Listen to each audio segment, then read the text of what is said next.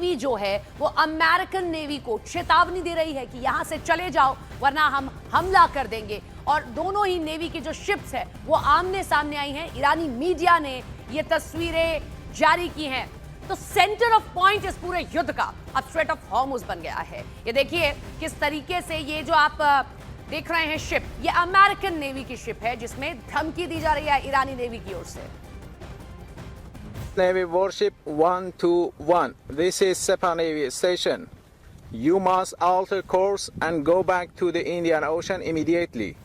If you don't obey my order, you will be targeted. Out. This is Coalition Warship 121, engaged in transit passage in accordance with international law. No challenge is attended to you. U.S. Navy warship transiting in the vicinity Fojay Report and Oman Sea. This is Sepah Navy. This is Sepah Navy. Last warning, last warning, last warning. He was close to High Island 4. Attention all vessels, attention all vessels, attention all vessels in Oman Sea. This is Iranian Sepah Navy. If you see any warship in your vicinity, keep a distance more than 10 miles from them because I'm ready to open fire on them without any warning. Coalition Warship 121. Hormuz का नया video Iran ने जारी किया। Iran ने दावा किया है कि जब रेडियो पर चेतावनी जारी हुई तो ट्रंप के डिस्ट्रॉयर दुम दबाकर हॉर्मुज से भागे। Engaged in transit passage. Last warning, last warning, last warning. Iran की तरफ से दावा किया गया है कि अमेरिका के 2 डिस्ट्रॉयर हॉर्मुज की तरफ बढ़ रहे थे। जब वार्निंग दी तो उनके पास 30 मिनट है। यू टर्न नहीं लिया तो मिसाइल और ड्रोन से फोड़ दिए जाएंगे। हॉर्मुज की तरफ अमेरिका के जहाज उस वक्त बढ़े जब इस्लामाबाद में सीज़फायर की शर्तों पर बात चल रही थी। तभी ईरान ने हॉर्मुज की तरफ अमेरिकी जहाजों की हरकत ट्रैक की। अमेरिका के 2 आर्लेग बर्ग क्लास के डिस्ट्रॉयर हॉर्मुज की तरफ बढ़ रहे थे। एक था यूएसएस माइकल मर्फी और दूसरा यूएसएस फ्रैंक पीटर्सन। ईरान का दावा है कि वो ट्रंप के इन दोनों को तबाह करने से कुछ ही मिनट दूर थे, लेकिन वार्निंग के बाद दोनों जहाजों ने यू टर्न ले लिया। लेकिन डोनाल्ड ट्रंप का दावा कुछ अलग है और उनकी माने तो अमेरिका की जंगी जहाजों ने हॉर्मुज को पार किया। ये समुद्री सुरंग को हटाने का अभियान है जो जारी रहेगा। फर्क यह है कि ईरान ने इसे एनकाउंटर का वीडियो जारी किया है। अमेरिका की तरफ से जहाजों की लोकेशन शेयर नहीं की गई और ट्रंप कह रहे हैं कि हॉर्मुज से बारूदी सुरंग हटाकर वो पूरी दुनिया की मदद कर रहे हैं। जबकि दूसरा सच ये है कि अब ट्रंप ने खुद हॉर्मुज पर एक ब्लॉकेड लगा दिया है। Right now we have a blockade. They're doing no business. I didn't like seeing boats come out if they were doing business with Iran, but if they weren't, no boats came out. So now Iran is doing absolutely no business, and we're going to keep it that way very easily. बड़ी picture यह है कि जो युद्ध Iran में तख्ता पलट करने के लिए शुरू किया गया, जिस युद्ध में ईरान का परमाणु कार्यक्रम बड़ा खतरा बताया गया, वो युद्ध अब हॉर्मुज समुद्री गलियारे तक सिमट चुका है। ईरान काउंसिलेट मुंबई के आधिकारिक एक्स हैंडल से किए गए ट्वीट में ईरान ने कहा है कि पर्शियन गल्फ की रेड बीज यानी कि उसकी तेज रफ्तार मिसाइल बोट्स तैयार हैं।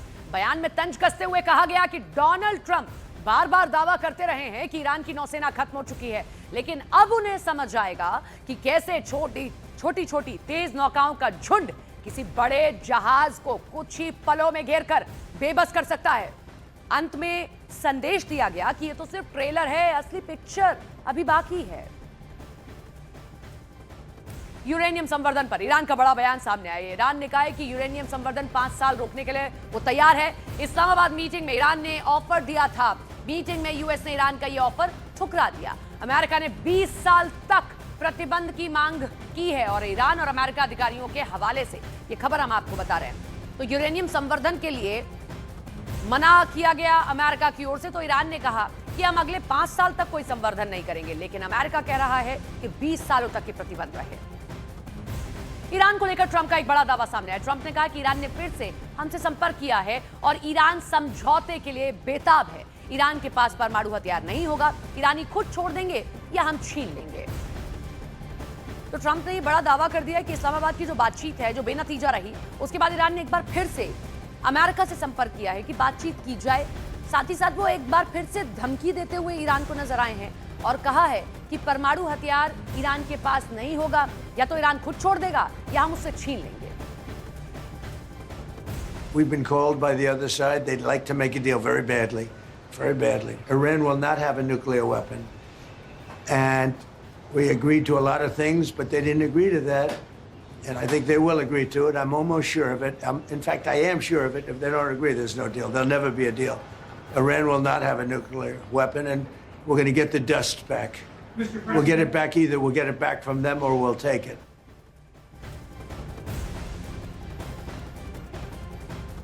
और उसकी नाकेबंदी पर ट्रंप का बयान सामने आया। ईरान को दुनिया को ब्लैकमेल कर रहा है। ट्रंप की ओर से कहा गया, हम किसी को ब्लैकमेल नहीं होने देंगे, हमारे पास जरूरत से ज्यादा तेल है। तो बड़ी खबर आपको बता दें, हॉर्मुज को लेकर अब ट्रंप का ये बड़ा बयान सामने आया और ट्रंप ने कहा है कि ईरान दुनिया को ब्लैकमेल कर रहा है इस हॉर्मुज को लेकर, तो हम ऐसा नहीं होने देंगे, हमारे पास जरूरत से ज्यादा तेल है। We can't let a country blackmail or extort the world, because that's what they're doing. They're really blackmailing the world. We're not going to let that happen. And you know, the amazing thing is, we don't, can you believe this? We don't use this trade. We don't need this trade. We have our own oil and gas, much more than we need. We have more oil and gas than Saudi Arabia. Think of this.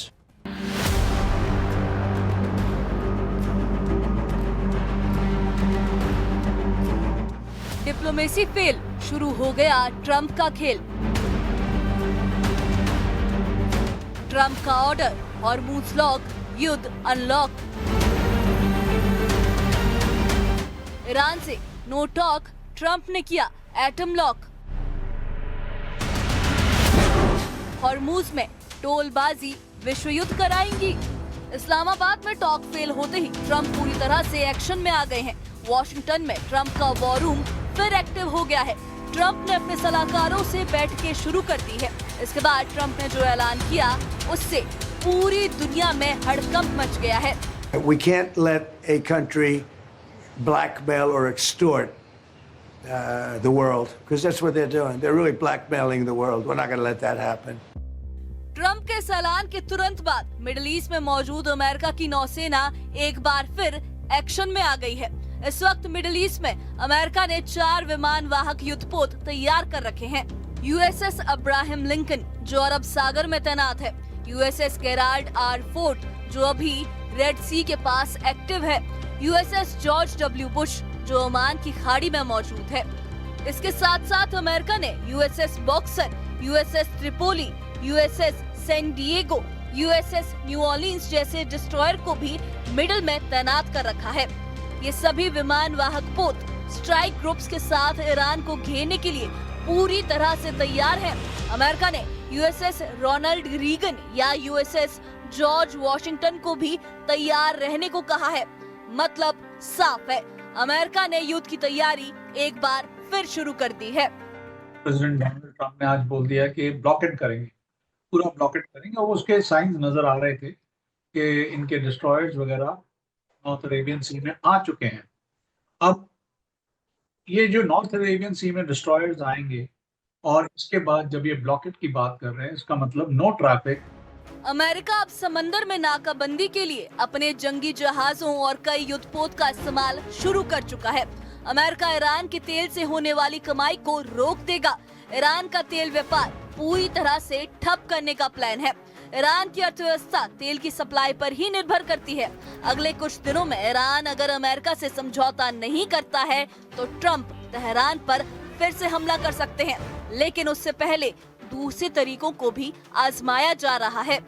पहला प्रहार Iran की अर्थव्यवस्था पर करने की योजना है। Iran से तेल सप्लाई बंद होने से उसके मित्र देशों पर भी असर पड़ेगा। हॉर्मुज को मुक्त कराने के लिए अमेरिका खार्ग द्वीप की घेराबंदी करने की भी योजना बना रहा है ताकि ईरान तेल का निर्यात न कर सके। अमेरिका ऐसी स्थिति लाना चाहता है कि ईरान मजबूर हो जाए। अमेरिका को दोबारा जंग की भी आशंका है। ऐसे में खार्ग द्वीप को सील करने के साथ ही उसे तबाह करने का प्लान भी तैयार किया जा रहा है। ईरानी बंदरगाहों में एंट्री और एग्जिट करने वाले सभी ऑयल टैंकर पर अब अमेरिकी नौसेना निगाह रखेगी, उसकी चेकिंग करेगी। अमेरिकन नेवी ईरान को टोल देने वाले जहाज ढूंढेगी और उन्हें रोकेगी। अमेरिका ने धमकी दी है कि अगर कोई जहाज ईरान को टोल देगा तो अमेरिका भी उससे टोल लेगा। युद्ध के समय जिस तरह ईरान हॉर्मूज से टोल लेने पर अड़ा है, उससे बड़े सवाल खड़े हो रहे हैं। सवाल ये है कि क्या ये मैरीटाइम लॉ का उल्लंघन नहीं है? मैरीटाइम लॉ यानी समुद्र में आवाजाही से जुड़े कानून की इसमें भूमिका क्या होती है? कैनाल से गुजरने पर क्या होता है? युद्धपोत और पनडुब्बी को लेकर नियम क्या अलग होता है? तो टोल नहीं लगा रहा है वो बोल रहा है आप जाइए, जो ट्रैफिक सेपरेशन स्कीम है उसके अंदर माइन है, और वो कहता है कि आप नॉर्थ साइड से मेरे पास से आएंगे तो मैं गारंटी करता हूं कि आप सेफ निकलेंगे। एंड ही इज चार्जिंग $1 पर बैरल। काम खत्म। वो सेफ्टी के वो अपनी फोर्स लगा रहा है, आपको सेफ पैसेज दे रहा है। It is not a toll, it is the facilitation money. Maritime law यानी समुद्र का कानून और लॉ ऑफ द सी यानी अंतर्राष्ट्रीय समुद्री कानून दोनों सुनने में एक जैसे लगते हैं, लेकिन इनमें एक बड़ा अंतर है।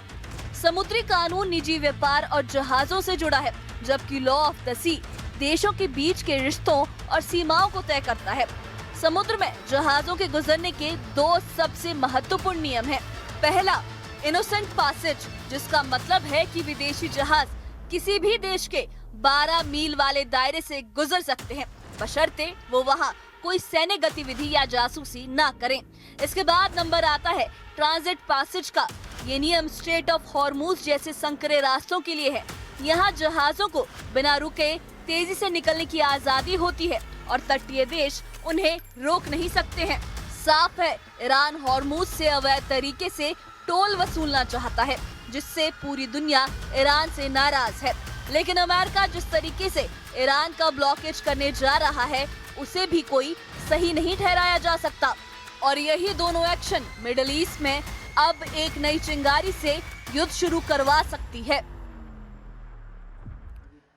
लेबनान इजराइल आज में बातचीत होगी इन दोनों देशों के बीच में। वॉशिंगटन में बातचीत होनी है, दोनों देशों के बीच शांति वार्ता होगी। लेबनान में सीजफायर को लेकर ये चर्चा होगी। ये बड़ी खबर आप देख रहे हैं, लेकिन इन सब के बीच में एक खबर हिजबुल्लाह से जुड़ी भी आ रही है, वो भी हम आपको बताएंगे। लेकिन क्या दोनों ही देशों के बीच में बातचीत हो पाती है, ये एक बड़ा सवाल है। क्या बातचीत हो पाएगी? क्योंकि हिजबुल्लाह ने इजराइल से जो बातचीत है उसे ठुकरा दिया है। हिजबुल्लाह चीफ नाइम कासिम का बयान सामने आया। हिजबुल्लाह ने कहा है कि लेबनान इजराइल से बातचीत को खारिज करता है।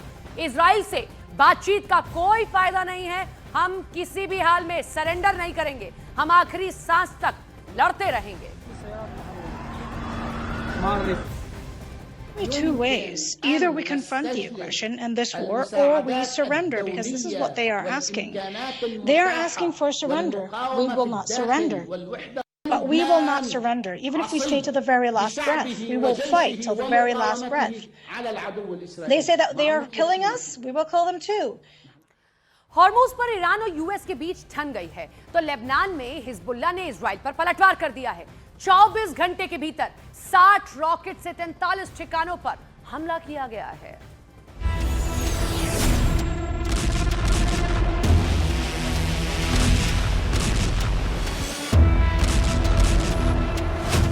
हिजबुल्लाह फिर जिंदा हो गया।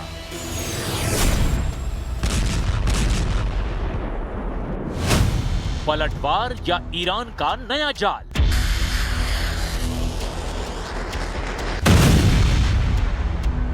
हॉर्मूज में जंग की बत्ती जल रही है, बुझ रही है। कभी ट्रंप तेवर दिखा रहे हैं तो कभी ईरान हुंकार भर रहा है। खाड़ी का हर लम्हा बारूदी भौकाल से भरा है। जहां खामोशी भी तूफान का इशारा करती है। एक चिंगारी और पूरा इलाका बारूद बन जाएगा और दुनिया देखती रह जाएगी।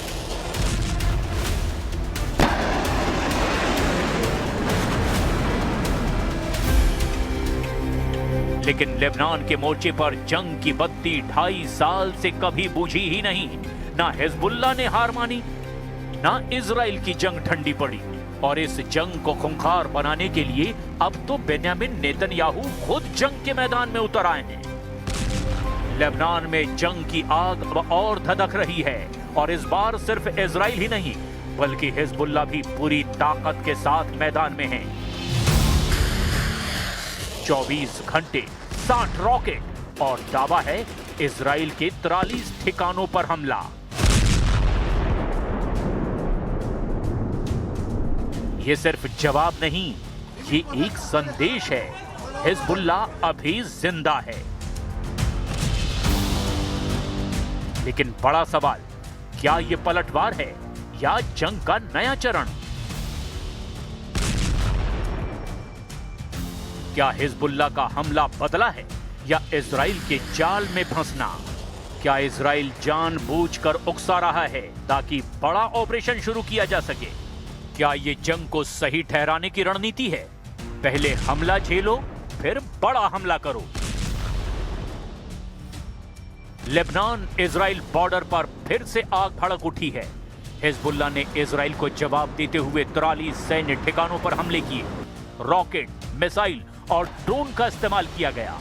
एक तरफ हिजबुल्लाह का दावा जबरदस्त पलटवार का, तो दूसरी तरफ इजराइल ने कहा युद्ध अभी जारी है और बहुत बड़ा एक्शन बाकी है। נכונות להילחם והם נלחמים היטב, המלחמה נמשכת, כולל בתוך רצועת הביטחון בלבנון שבאה איתי לפני שעה קלה. מה שאנחנו רואים זה שאנחנו סיכלנו את איום הפלישה מלבנון באמצעות רצועת הביטחון הזאת, מרחיקים את סכנת ירי הנ"ט וגם מטפלים בתמ"ס, אבל יש עוד עבודה לעשות, עשינו עבודה ענקית, הישגים אדירים, יש עוד מה לעשות ואנחנו עושים אותה. हिजबुल्लाह ने दावा किया कि उसने इजराइल के कई सैन्य ठिकानों को निशाना बनाया, जिसमें अशदोद नेवल बेस भी शामिल है। ये लेबनान बॉर्डर के करीब 150 किलोमीटर दूर है। इजरायली मीडिया के मुताबिक कुछ रॉकेटों को इंटरसेप्ट किया गया, लेकिन तनाव बिल्कुल साफ है। अशदोद नेवल बेस इजराइल का एक प्रमुख सैन्य ठिकाना है जो दक्षिणी बंदरगाह शहर अशदोद में है। ये बेस गाजा पट्टी के पास होने की वजह से भूमध्य सागर में सुरक्षा, निगरानी और नाकाबंदी के लिए रणनीतिक रूप से बेहद अहम है। हाल ही में हिजबुल्लाह ने बेरूत पर हमलों के जवाब में इस पर मिसाइल हमले की जिम्मेदारी ली है, लेकिन यह हमला यूं ही नहीं हुआ, इसके पीछे भी वजह है। बेरूत पर इजरायली स्ट्राइक, साउथ लेबनान में लगातार बमबारी और फास्फोरस शेल्स के इस्तेमाल के आरोप लगाए गए। उधर इजराइल भी पीछे नहीं है। ड्रोन स्ट्राइक, आर्टिलरी फायर और टनल नेटवर्क को भी तबाह करने का दावा किया है। आईडीएफ का दावा है कि उसने हिजबुल्लाह की अंडरग्राउंड इंफ्रास्ट्रक्चर को खत्म कर दिया है। इसराइली फोर्सेस ने लेबनान में, खासतौर से साउथ लेबनान में जगह जगह पर एयर स्ट्राइक्स की। इसराइली फोर्सेस का दावा है कि बिन्त जबील एरिया को पूरा घेरा गया है। इसराइली फोर्सेस ने उस पर कब्जा किया है और इससे पहले भी इसराइली फोर्सेस की तरफ से ये दावा किया गया कि करीब 10 किलोमीटर के एरिया में वो पहले ही अपनी प्रेजेंस बना चुके हैं। दक्षिणी लेबनान में इजराइल लगातार ऑपरेशन कर रहा है। बिन्त जेबिल और टायर स्ट्रिक्ट के इलाके लगातार हमलों की चपेट में हैं। बिन्त जेबिल में सिर्फ सेना नहीं, आम लोग भी जंग का हिस्सा बन चुके हैं।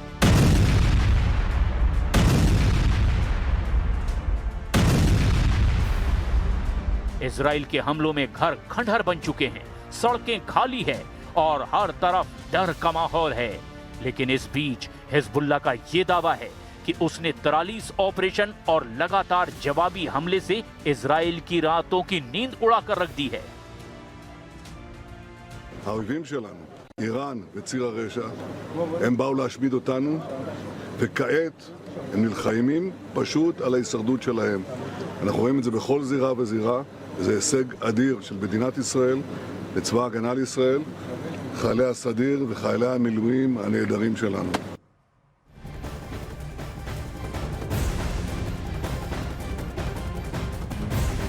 सीएनएन के हवाले से एक बहुत बड़ी खबर आपको बता दें। सीएनएन ने यह बताया कि अमेरिका ईरान में अभी भी बातचीत जारी है।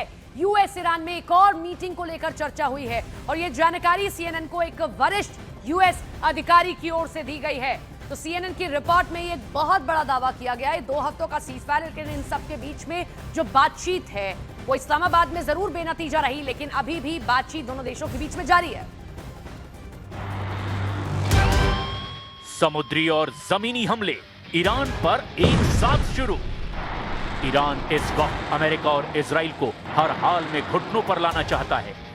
ताजा खुफिया जानकारी और ऑपरेशन एपिक फ्यूरी के संकेतों के मुताबिक अमेरिका और इजराइल ने अपनी रणनीति में महत्वपूर्ण बदलाव किए हैं। CIA और मोसाद की रिपोर्ट के मुताबिक ईरान पर समुद्री और जमीनी कार्रवाई को हरी झंडी मिल चुकी है। अमेरिकी नौसेना ने ईरान की नौसेना को काफी हद तक पंगु बना दिया है। जमीनी हमले का पहला चरण हॉर्मुज और बंदर अब्बास बंदरगाह पर नियंत्रण करना है, ताकि ईरान की तेल आपूर्ति और सैन्य आवाजाही पूरी तरह से रोकी जा सके। यही वजह है कि ईरान के 7 तेल ठिकाने, जिसमें रिफाइनरी, तेल डिपो और पाइपलाइन भी थी, उन्हें अमेरिका और इजराइल ने मिलकर के पूरी तरह से तबाह और बर्बाद कर दिया है।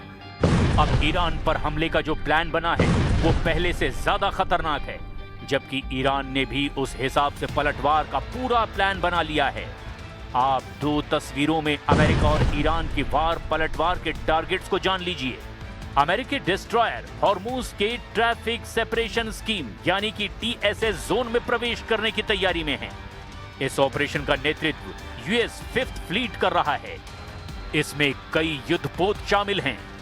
विमान वाहक पोत Abraham Lincoln, USS Abraham Lincoln CVN 72 इस समय अरब सागर में तैनात है और इसके साथ इसका पूरा कैरियर स्ट्राइक ग्रुप भी मौजूद है। ईरान के लिए ये सबसे बड़ा खतरा है। अमेरिका के विध्वंसक कम से कम 4 अर्ली बर्ग क्लास गाइडेड मिसाइल डिस्ट्रॉयर जैसे USS कोल और USS ग्रेवली हॉर्मुज के बिल्कुल करीब पहुंच चुके हैं। अमेरिका की पनडुब्बियां ओहियो क्लास की गाइडेड मिसाइल पनडुब्बी यानी SSGN पानी के नीचे तैनात है, जो जरूरत पड़ने पर 154 टॉम हॉक मिसाइल दागने में सक्षम हैं। तटरक्षक बल petrol forces south west Asia के तहत छोटे और तेज गति वाले कटर तैनात किए गए हैं, जो ईरानी स्वार्म बोट्स का मुकाबला करेंगे। वहीं अब ईरान की तैयारियां भी आप जान लीजिए। ईरान की सैन्य रणनीति और उसकी मिसाइल क्षमता के आधार पर वो पश्चिम एशिया में अमेरिकी ठिकानों पर कई दिशाओं में हमला करने की क्षमता रखता है। ईरान का हमला मुख्य रूप से 3 स्तरों पर हो सकता है। ईरानी मुख्य भूमि से सीधा हमला। ईरान के पास मध्य पूर्व में मिसाइलों का सबसे बड़ा जखीरा है।